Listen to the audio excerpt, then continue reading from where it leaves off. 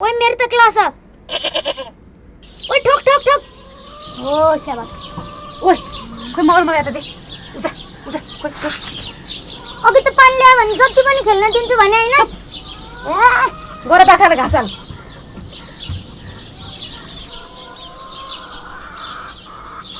Hello आमा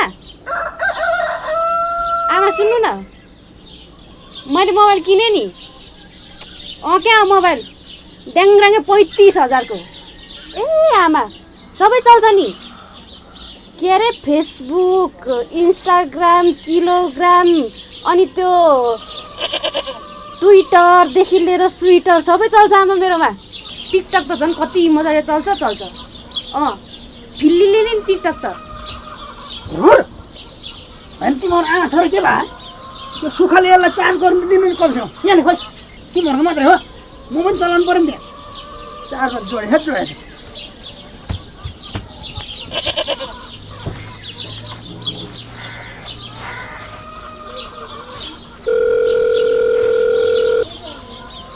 hello हजुर, mobile त किनेको हो नि, तर के गर्नु बुढी र छोरालाई छुनै दिँदैन। होइन कहाँ धुवा बनाउँछ। के भयो खोइ के भयो?